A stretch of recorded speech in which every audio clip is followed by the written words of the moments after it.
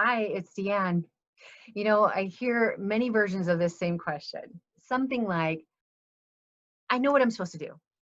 I know that when I'm at work, I'm supposed to use assertive communication, or I know when I'm at home, I've got all the tools of how do I be kind to my partner while we're communicating. But how do I keep myself from being triggered? Well, since you're like the rest of us humans just trying to evolve and have less of those buttons exposed, here's some tricks for you to minimize that or to get better at that. One, just follow your breath. Really, like right now, just notice your breath, right? Like, I'm curious, did you just let yourself breathe and just see what it was? Or did you already have this voice that was telling you how you should breathe? Because, oh, I'm doing breathing, so it needs to look like this. Keep watching the breath. Notice any thoughts that come. Many of us have those voices that are like, oh, you're got poor posture, you should roll your shoulders back, right? Or, oh no, if you're watching your breath, it should be a deep breath. Notice the quality of that voice. It's kind of nitpicky or critical. It's heady, right? It's thinking mind. It's not like truth and alignment. It's not full on feedback from your body. So how do I not get triggered? Well, the more you're attuned to feeling the difference between those voices, the quicker you're going to be able to catch when you get a communication in and you're interpreting it a certain way. You'll feel the quality of it. Like, is that naggy? Is that uh, rapid thoughts? Is that makes me scrunch up and get all contracted? Then chances are that's an automatic negative thought or a perception that needs to get challenged. Because when we feel things, when we tell ourselves truth, we have like an aha. There's like an openness that happens in the body. There's relief that happens in the body. And sometimes those insights we have are not pleasant, like, I'm doing that thing, right? Or, ooh, I did mess up there. But it's like all the way down our body, there's a calm with it. Like, and that's a signal from our body. It's feedback from our body that it's more truth.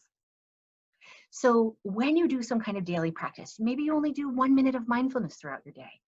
Maybe you just start to try to discern between that naggy, like thinking mind voice and when you feel real truth. You'll get better at being responsive instead of reactive to your interpretations, right? So did you really need to sit up tall to take that breath? Is that what your body really needed?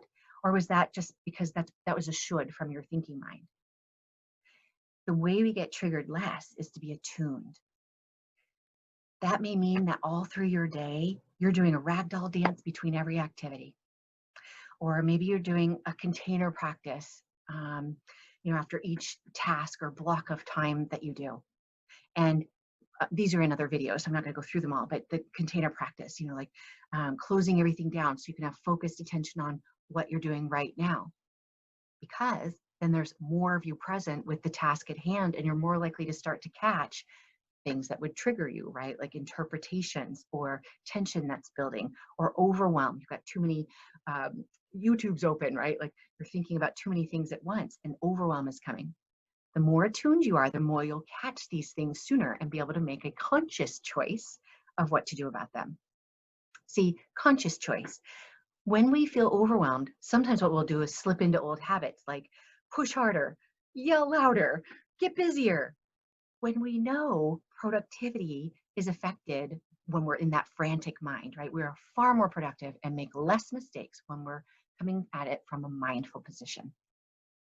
So if that's not enough for you to do mindfulness, then consider thinking, what is good about me not doing it? Like sometimes there is resistance. Maybe you live a life where you have such vigilance, such trauma stored in your body that it doesn't feel safe to do any kind of mindfulness. And if that's the case, there's some other work that we can do. It's more personalized, so it would need to be in private sessions. Maybe you and your partner get so triggered that you wear a heart monitor on your smartwatch, right? Like it beeps at you when you get 100 beats per minute or more. You'll find maybe what your number is, right? So that it alarms you. And you don't try to figure out what's happening. You don't try to say, now, why am I so upset? Right? It's just, oh, I'm at that place, so I must need to release, soothe. Maybe I run up the stairs and back. Maybe I even just go to the bathroom and have cold water on my face, right? Diver's response. Cold water helps lower the heart rate. Maybe I hum a tune because it stimulates the vagus nerve and helps calm down.